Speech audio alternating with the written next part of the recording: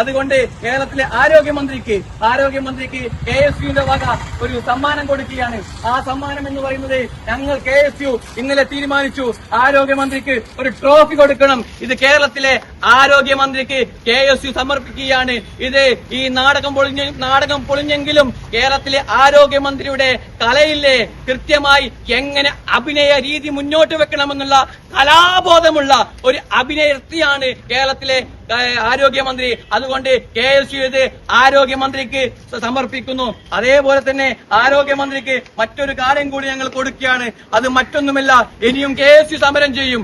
ആ സമരം ചെയ്യുമ്പോൾ KSUവിന്റെ കുട്ടികൾ കരികൊടികായി മുന്നോട്ട് പോകുമ്പോൾ നിങ്ങൾ ഈ സംസ്ഥാനത്തെ വിവിധ ഭാഗങ്ങൾ സന്ദർശിക്കുമ്പോൾ നിങ്ങൾക്ക് ഇനിയും പ്രശ്നങ്ങൾ വരും. നിങ്ങൾ വായുവിലൂടെ ഞങ്ങൾ പരിക്കേൽപ്പിച്ചെന്ന് പറയും. ഞങ്ങൾ നിങ്ങളെ അടുത്തോട്ട് വന്നാൽ, നിങ്ങളെ കാറിന്റെ പുറത്തുനിന്ന് ഞങ്ങൾ സമരം ചെയ്താൽ നിങ്ങൾ പറയും ഞങ്ങൾക്ക് പരിക്കേറ്റെന്ന് പറയും. ആ പരിക്കേറ്റെന്ന് പറയുന്നത് കൊണ്ട് ഇപ്പോൾ തന്നെ KSU നിങ്ങൾക്കൊരു കോളറയും കൂടിയും ഇതിന്റെ കൂടെ സമ്മാനിക്കുകയാണ്. ഈ കോളറയും കൂടി എടുത്തുകൊണ്ട് ആരോഗ്യമന്ത്രി ഈ കോളറയും ഈ ട്രോഫിയും പിടിച്ചുകൊണ്ട് തിരുവനന്തപുരത്തെ വസതിയിൽ ഇനി കുറച്ച് ദിവസങ്ങളും കൂടി റെസ്റ്റ് എടുക്കണമെന്ന് KSU അഭ്യർത്ഥിക്കുക.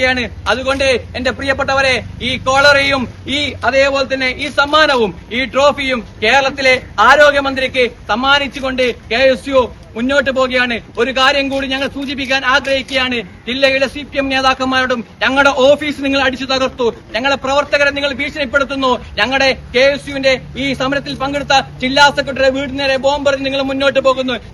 അനവധി സോഷ്യൽ മീഡിയയിലൂടെ ഞങ്ങളെ എല്ലാവരും ഭയപ്പെടുത്തി നിങ്ങൾ മുന്നോട്ട് പോകാൻ ആഗ്രഹിക്കുകയാണ്. ഞങ്ങൾക്ക് പറയാനുള്ളത്, നിങ്ങൾ ഭയപ്പെടുത്തി മുന്നോട്ട് പോകാൻ നിങ്ങൾ ആഗ്രഹിക്കുകയാണെങ്കിൽ ഇത് കണ്ണൂരാണ്. നിങ്ങളുടെ കണ്ണൂരിൽ ഞങ്ങളുടെ സംഘടനാ പ്രവർത്തനം നടത്തി ഇങ്ങനെ മുന്നോട്ട് പോകുന്നുണ്ടെങ്കിൽ, നിങ്ങൾ ഏത് രീതിയിലാണോ ഞങ്ങളെ ആക്രമിച്ച് മുന്നോട്ട് പോവുകയാണെങ്കിൽ അതേ രീതിയിൽ തന്നെ ഞങ്ങൾക്ക് തിരിച്ചടിക്കേണ്ട ഒരു കാലഘട്ടം കൂടി മുന്നോട്ട് പോകുമെന്ന് ഇവിടെ പറയാൻ ആഗ്രഹിക്കുകയാണ്. അതുകൊണ്ട് SFIക്കാരോടും DYFIക്കാരോടും അതേ CPMകാരോടും മറ്റ് LDFിലെ ഘടകകക്ഷികളോടും ഞങ്ങൾക്ക് പറയാനുള്ളത്, നാടകം കഴിഞ്ഞെങ്കിൽ, നാടകം അവസാനിപ്പിച്ചില്ലെങ്കിൽ ഇനിയെങ്കിലും മാന്യമായി കേരളത്തിലെ ജനങ്ങളോട് തുറന്നു പറയണം, ഞങ്ങൾ നടത്തിയത് നാടകമാണ്, പറ്റിപ്പോയി. ഷംസീറിന്റെ തിരക്കഥയിൽ സഖാവ് പിണറായി വിജയൻ CMന്റെ സംവിധാനത്തിൽ നടന്ന ഈ നാടകവും പൊളിഞ്ഞു.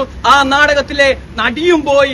ഈ കണ്ണൂരിന് തിരുവനന്തപുരത്തേക്ക് ആ നടിക്ക് വേണ്ടി ഞങ്ങൾ ഈ ഗിഫ്റ്റ് സമ്മാനിച്ച് മുന്നോട്ട് പോകാൻ ആഗ്രഹിക്കുകയാണ്.